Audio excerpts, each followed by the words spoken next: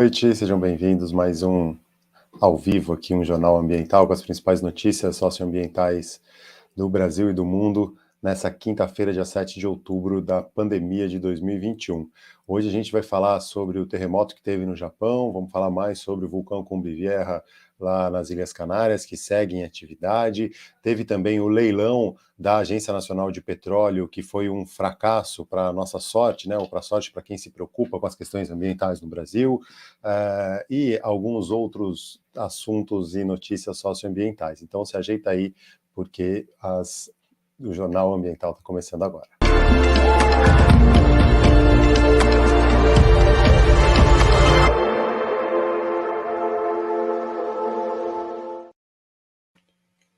Boa noite, pessoal. Vou começar falando já direto, vou lá para o site O Eco, que tem a notícia sobre o leilão da Agência Nacional do Petróleo, que insistiu em leiloar algumas áreas sensíveis ambientalmente, né, colocou em leilão 92 blocos de exploração de petróleo pela costa brasileira, alguns deles na Bacia Potiguar, próximo a Fernando de Noronha e Atol das Rocas, com um potencial impacto, né, de algum eventual vazamento de óleo a essas duas áreas, unidades de conservação de proteção integral da costa brasileira, Fernando de Noronha e Atol das Rocas. Esse leilão aconteceu hoje, apesar de vários pedidos, inclusive pareceres dos técnicos do IBAMA contrários à realização desse leilão. O presidente do IBAMA passou por cima disso. O ministro do Meio Ambiente também falou que deveria colocar em leilão. O leilão aconteceu na manhã dessa quinta-feira, dia 7 de outubro, no Rio de Janeiro, num hotel lá na Barra da Tijuca, e com vários protestos, as pessoas na rua protestando, e o que aconteceu foi que dos 92 blocos de exploração, apenas 5 foram arrematados, tá? E esses 5, todos na Bacia de Santos, que em áreas já exploradas. Era meio óbvio que isso ia acontecer, aconteceu também nos blocos próximos a Abrolhos, porque o risco ambiental e a chance de não sair uma licença ambiental para essa exploração era muito grande. Então, o investidor, né, a exploradora de petróleo, no caso a Shell, que foi quem comprou os blocos, esses 5 blocos na Bacia de Santos, né, 4 pela Shell e 1 pela Shell em parceria com a Ecopetrol, esses aí na Bacia de Santos. Se ela comprasse, por exemplo, esses próximos a Fernando de Noronha ou na Bacia lá no sul, que podia impactar a área de reprodução das baleias franca, por exemplo, também seria um grande problema, porque eles poderiam simplesmente não conseguir explorar, e iam investir à toa. Então isso foi bem interessante, né, pelo menos ter essa responsabilidade de das empresas, né, de saberem que não valeria a pena investir nessa bacia de Pelotas lá, ou na bacia Potiguar, com o risco de impactar Fernando de Noronha e Atol das Rocas. Seguindo nas notícias, eu vou para um relatório que foi publicado, que foi o Status of Coral Reefs of the World, de 2020, uma organização global, a Global Coral Reef Monitoring Network, que é uma rede, né, analisou estudos e pesquisas dos últimos 40 anos, envolvendo mais de 300 cientistas de 73 países e mais de 12 mil localidades. O resultado mostrou que os recifes de coral estão sob um enorme estresse provocados pelas mudanças climáticas e outras pressões locais, como a sobrepesca, desenvolvimento costeiro insustentável e o declínio da qualidade da água. Para ter uma ideia, os recifes de coral, eles cobrem apenas 0,2% do fundo do oceano do planeta e abrigam 25% de todas as espécies de vida marinha, né? Ocupam um espaço mínimo do oceano e concentram grande parte da vida marinha do oceano e do planeta, né? Fornecendo habitat e alimentos para esses seres. Todavia, nas últimas décadas, eles têm sido um dos ecossistemas mais ameaçados pela crise climática, sobretudo pelo aumento da temperatura da água do mar. E aí, esse relatório, que foi divulgado na terça-feira, dia 5 de outubro, revelou que entre 2009 e 2018, 14% dos corais do mundo já foram perdidos. Os corais, com o aquecimento das águas, eles passam por um processo de branqueamento, né? Muitos dos corais vivem em simbiose com uma alga chamada zooxantela. Essa alga faz a fotossíntese e fornece energia para os corais. Com a água quente, né, o aquecimento das águas, muitas dessas algas, elas saem dos corais e deixam o coral branco. São as zooxantelas que dão cor a grande parte das espécies de coral. E aí, o coral branco significa que aquele coral está doente, está sofrendo algum tipo de impacto.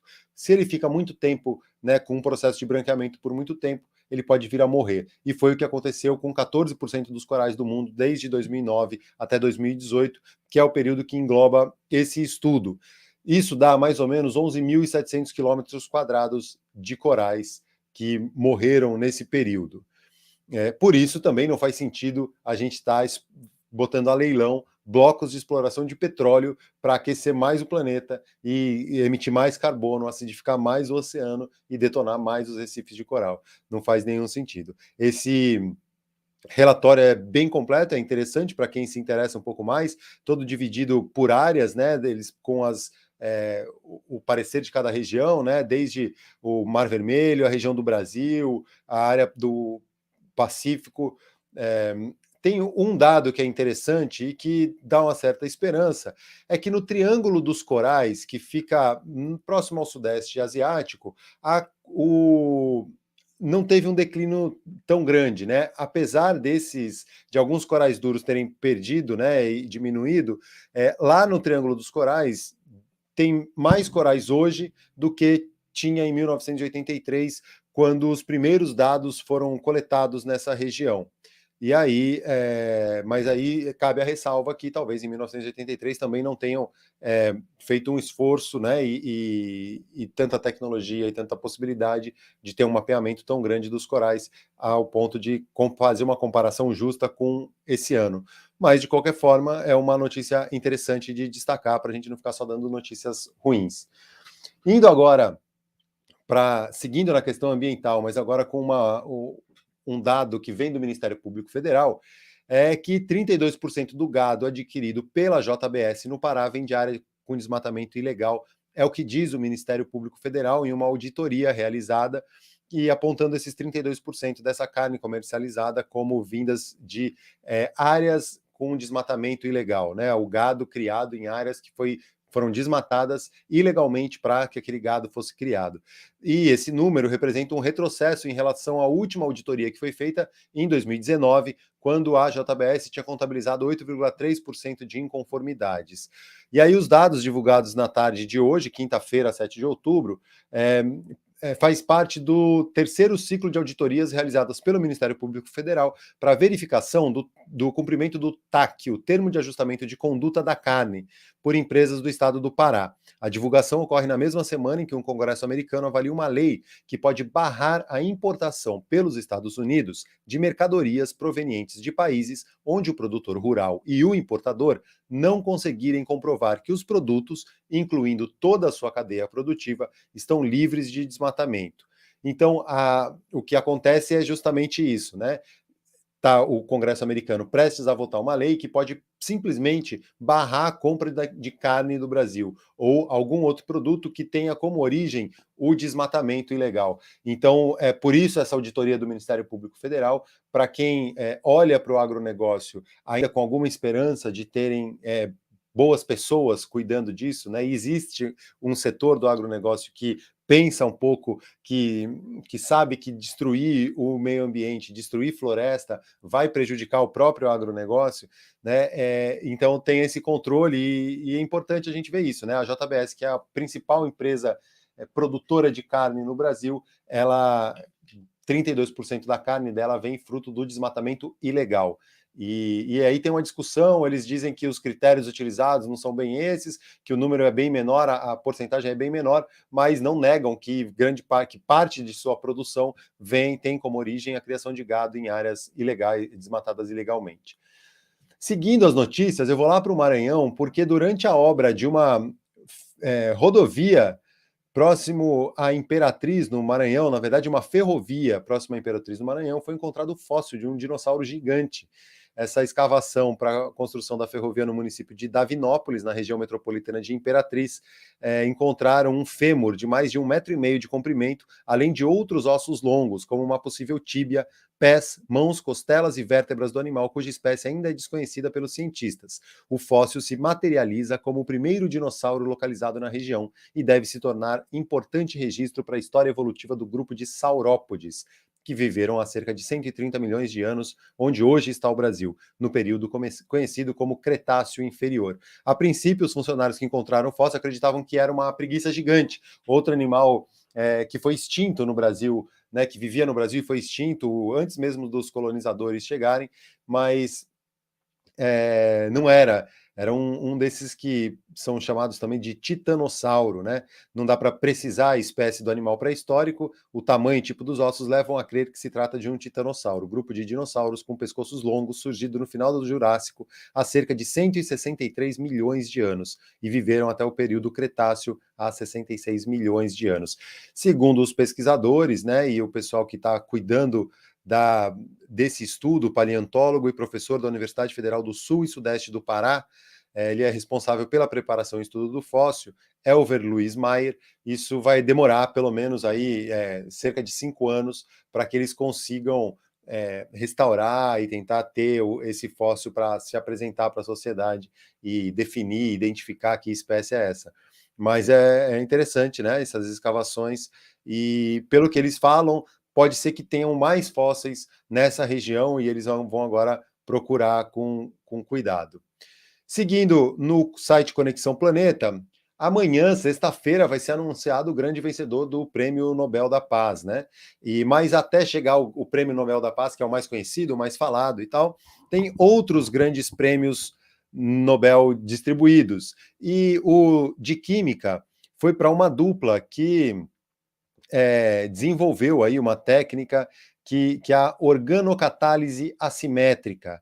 É um tipo de catalisador, né, para reações químicas, é tudo que acelera algum tipo de processo químico, que até hoje era usado com metais ou enzimas, que não era ambientalmente tão bom, satisfatório, e essa organocatálise, ela promove, né, ela catalisa essas reações de forma orgânica, e por isso eles ganharam o Prêmio Nobel de Química. E vale destacar que o de Física também foi divulgado na terça-feira, dia 5 de outubro, com o japonês Syukuro Manabe e o alemão Klaus Hasselmann e o italiano Giorgio Parisi como vencedores. Os três ganharam por contribuírem para o melhor entendimento do aquecimento global. E aí agora a gente vai ficar de olho, né? Hoje foi anunciado de literatura, amanhã o Prêmio Nobel da Paz. Vamos ver quem vai levar esse. E agora vamos para os terremotos e vulcões que a gente tem falado bastante esses dias. O Japão hoje teve um terremoto em Chiba, região que é próxima a Tóquio, com 5,9 na escala, né? E teve um alerta grande lá. Esse terremoto foi bastante divulgado, assim, e com certo receio, porque as pessoas sempre lembram de Fukushima e o tsunami que houve lá, e teve um alerta que esse foi um terremoto um pouco mais intenso do que os outros. Eu estou aqui no site do órgão americano que faz o controle de terremotos no mundo, né, e mostra todos esses. E aí esse de Chiba, no Japão, com 5,9 graus, e a gente pode ver todos os terremotos, né, que estão rolando no planeta através desse sistema de monitoramento. Aqui na Argentina tinha tido eu vou trocar o meu sistema aqui, porque lá no Cumbre Vieja, e aí sim vamos falar de vulcão, também teve um terremoto relativamente intenso, com 4,3, foi um dos maiores aí nesse dia 7 de outubro, pela manhã, era 12h17 lá nas Ilhas Canárias, 4 horas a menos aqui no Brasil, era 8h17 da manhã aqui no Brasil, quando teve esse terremoto de 4,3 a 35 quilômetros de profundidade, era o epicentro dele, mais a sudeste da ilha, um pouco fora de onde está rolando a erupção, e chamou a atenção dos pesquisadores, né? E aí tem o sistema espanhol de controle de terremotos, mostra lá, né, onde rolou, inclusive aquele do Brasil, que de 5,6 no dia 2 de outubro, aparece nesse mapa, e aí indo lá para as Ilhas Canárias, esse de 4,3 em La Palma. O de Chiba está aqui piscando, né, que foi de fato de 6,2, aí tem uma diferença metodológica, né? No Ocidente se mede os vulcões, os terremotos, desculpa, com uma escala um pouco diferente do que se mede no Japão. No Ocidente, considera-se a intensidade no epicentro. Então, se esse de La Palma estava lá, aos 35 quilômetros, é a intensidade dele lá que é considerada. No Oriente, eles consideram a intensidade na superfície, e então tem alguma pequena variação, né? Então, por exemplo, de Chiba, nos sistemas americanos, marcaram 5,9 a magnitude dele, nos sistemas orientais de 6,1. Então, uma pequena diferença nessa escala aí, por causa dessa diferença metodológica, né, de medição. E aí, finalmente, vamos lá para o Cumbre Vieja, que estamos acompanhando esses dias todos, e ele está lá com explosões bem intensas. Enquanto eu vou mostrando esse gráfico aqui, eu vou trocar a tela para colocar o som junto, para a gente poder acompanhar o som do vulcão em atividade lá, porque ele está bem explosivo, com bastante atividade. E esse gráfico mostra, né, como que foram aí os últimos dias. A gente tem, quem está acompanhando aí as transmissões todos os dias, consegue acompanhar, né, melhor o que significa esse gráfico, né? A gente vinha lá dia 23, 24, que foram dias praticamente sem abalos sísmicos, né? Isso aqui um eixo é a frequência dos abalos e o outro é o tempo, né? Na linha do tempo. Tudo que está em roxo nesse gráfico são os abalos acima de 3 pontos de intensidade, né, de magnitude, e o que está em laranja entre 2 e 3. Já não tem mais nenhum marcado aqui abaixo dos 2 que tinha nos dias anteriores, né?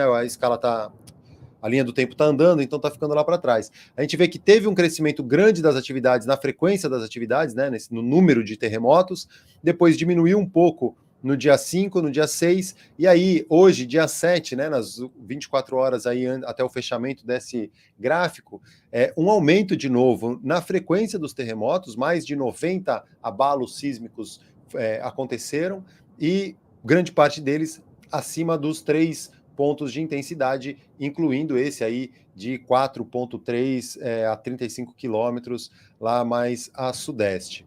E aí, aqui aquele outro gráfico que também quem está acompanhando esses dias, né, está vendo a atualização, que é a posição espacial dos tremores de terra, né, que estão associados a esse vulcão de alguma forma.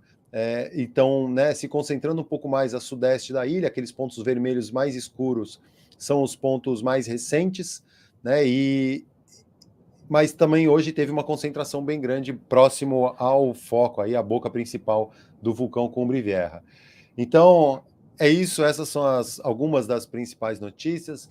A fumaça de dióxido de enxofre, que já chegou na Venezuela, no Mar do Caribe, ela está bem dissipada e está a 5.000 metros de altitude, então não é um motivo de preocupação para as pessoas que estão nesses lugares, pelo menos é o que estão dizendo, né? Tem mais um gráfico que eu trouxe aqui com essa variação, né, dos abalos sísmicos ao longo do tempo, e dá para ver que teve um aumento aí nos últimos dias, do dia 9 para cá, uma intensidade maior aí nos terremotos que estão lá na ilha de La Palma. Bom, essas foram as principais notícias, deram uma geral aí em como que está a situação como um todo. E aí agora vamos começar a trocar ideia com quem está aqui. Tem uma outra notícia também. Foi detectado né, aí tem algumas imagens do vulcão em atividade, mas foi detectado a presença de olivina em algum material, né, da lava, nesse material magmático. A olivina é uma substância, até o nome dá a sugerir, né, de oliva, é verde oliva, sim, e existe inclusive uma praia na Big Island, que é a Green Sand Beach, que é a praia da areia verde, que a olivina que proporciona, né, que a areia se torne verde nesses lugares. Existe mais 2 ou 3 no mundo que tem essa areia verde, e é uma substância que, para alguns especialistas, está dando a entender que o vulcão está começando a caminhar para um declínio, né, para começando a entrar no seu período de começar a diminuir sua intensidade e diminuir sua erupção, porque a olivina ela geralmente começa a vir no final do material magmático. Posso estar falando uma besteira tecnicamente, tá? Mas o que eu li é isso, é que a presença da olivina na lava analisada ontem e hoje já dá a entender que o vulcão está chegando num ponto de começar a diminuir a intensidade e o ritmo, apesar de que os gráficos mostram um pouco o contrário, né? O gráfico de hoje mostra que a gente teve um número grande de tremores de terra na região. E aí sim, vamos lá para as mensagens. Vou dar boa noite aí para o Adriano Honorato, que está ao vivo desde cedo. Vamos lá, Adriano Honorato que cutucou aqui para a gente começar ao vivo antes, porque eu estava aqui esperando, preparando. A Elba Macedo, o Hot Siv, não sei como eu falo aqui, Cláudia Oliveira, boa noite, Ana Nascimento, Jaci Reis, Sheila Lude, Jaci Reis, que bom que ninguém leiloou, falando sobre os blocos, né, de exploração de petróleo. Isso já tinha acontecido em Abrolhos, eu já tinha falado aqui que poderia acontecer, mas parece que é uma forma de cutucar, sabe? O parecer dos técnicos do IBAMA era contrário. E por que o Ministério do Meio Ambiente tem que querer peitar e colocar em leilão blocos que... e foi o que aconteceu, nenhuma empresa se aventurou a comprar esses blocos, porque é uma loucura, né? Marcelo Romito, qual a notícia de hoje? É isso, tentei dar essa geral aí, né? As erupções seguem lá, o aeroporto está fechado por causa da fumaça e segue igual. Uma nova boca, né? Um caminho, né? Que eles chamam de colada da lava, mas é o caminho, né? A estrada, esse rio de lava, por um caminho lá parece que deu uma desviada para um lugar e já estão evacuando uma nova área ali de La Palma, do entorno do vulcão. Então isso pode gerar também, né, mais gente desabrigada, mais transtornos ali. Vamos lá. Vamos ver mais mensagens. Boa noite, Ed Bastos. Ed Bastos, a gente passou o dia hoje fazendo atividade com crianças na Praia Vermelha, trabalhando, né, uma questão de sensibilização ambiental, falando sobre cultura oceânica e o impacto dos resíduos sólidos.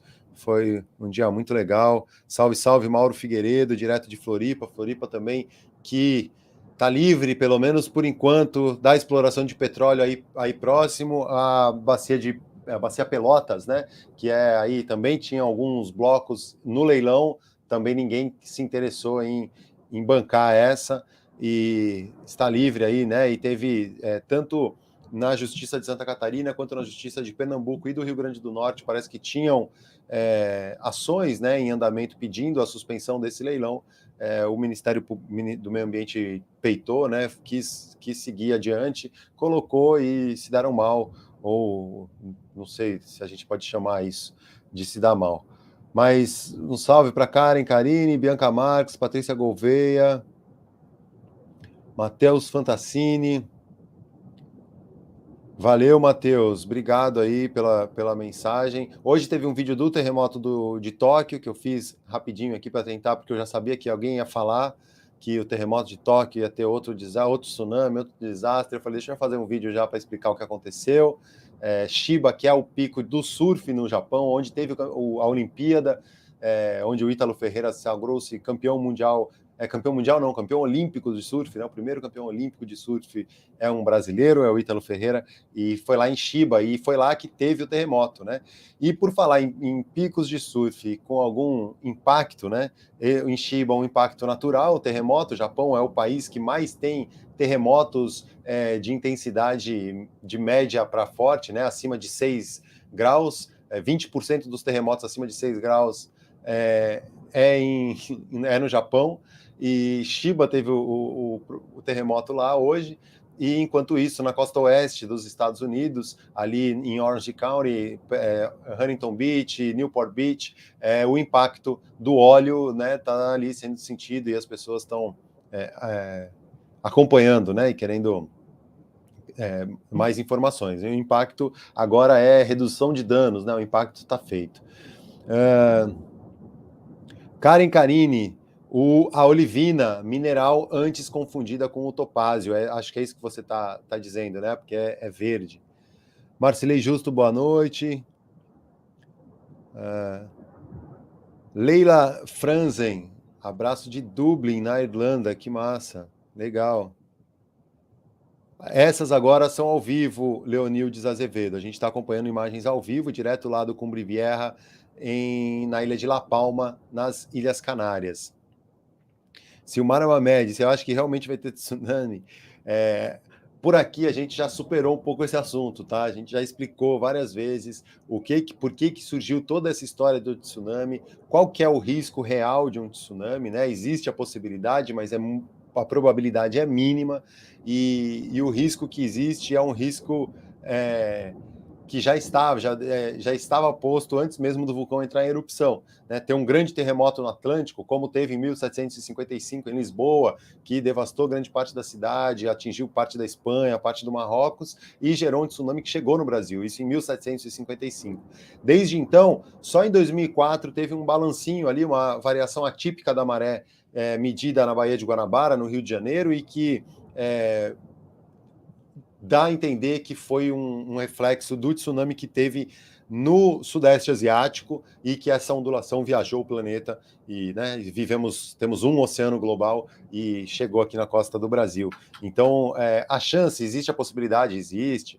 Para acontecer, tem que ter uma série de fatores, ou um grande terremoto, ou uma série de atividades sísmicas e vulcão em erupção nas Ilhas Canárias, ao ponto de um pedaço de terra gigante, né, fragmentar, gerar uma fissura longitudinal na ilha, cair, gerar essa onda e chegar aqui. Então, se a pergunta é se eu acho que realmente vai ter tsunami, eu acho que realmente não vai ter tsunami e a gente precisa olhar para outros problemas, né? A gente quase teve um bloco de petróleo a gente teve o bloco leiloado, mas ninguém comprou o direito de explorar o petróleo do lado de Fernando de Noronha, com potencial de impacto até o Atol das Rocas, que são duas preciosidades que a gente tem na nossa costa. Isso sim poderia ser pior até que um tsunami na costa brasileira, tá? Então é por isso que é importante a gente aproveitar o tema do vulcão para falar de outros assuntos.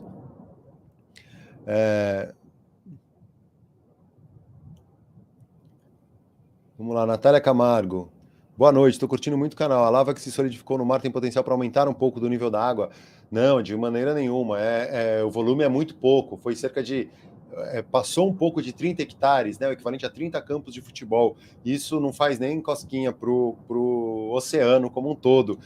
O que impacta, né, o nível do oceano é o derretimento das geleiras, né, dos glaciares, da Antártica, com a cobertura de gelo menor aí nos últimos anos. Isso sim, isso é reflexo da crise climática, do aquecimento global, que tem relação com a perda dos corais, né, de 14% dos recifes de coral de 1998 até aqui, se eu não me engano é esse dado, né, que eu falei na notícia aí anterior. Então a gente está perdendo o recife de coral por causa da crise climática, está derretendo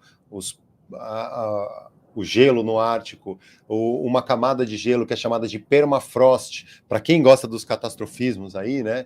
E isso sim é um catastrofismo, mas com um fundo bem real e bem mais provável do que um tsunami na costa brasileira. A gente tem um material, né, um gelo que está nos polos, que é chamado de permafrost, que é uma água congelada que nunca descongelou, nunca se descongela, né? Pode chegar no verão, que é natural que parte da Antártida descongele, mas o permafrost segue lá. E existem estudos que mostram que o permafrost concentra uma série de vírus, bactérias e seres aí que podem causar grandes pandemias, por exemplo. E a gente está derretendo o permafrost. O permafrost também pode liberar metano, mais metano na atmosfera, e o metano tem um efeito ainda pior que o dióxido de carbono. Então, com o derretimento do permafrost, a gente pode entrar numa espiral de aquecimento do planeta muito mais acelerado do que a gente está tendo hoje. Então, tem vários riscos hoje que são maiores do que o tsunami, do que a lava no mar, aumentar o nível do mar, ou né, qualquer outro problema relacionado a esse vulcão especificamente, o Cumbre Vieja, lá em La Palma. Eu vou fechar, porque hoje foi um dia intenso. Ed Bastos, que está aí, parceiro das atividades de sensibilização ambiental que a gente fez, e foi muito bacana. Depois eu conto mais sobre isso também. Valeu, gente. Até mais.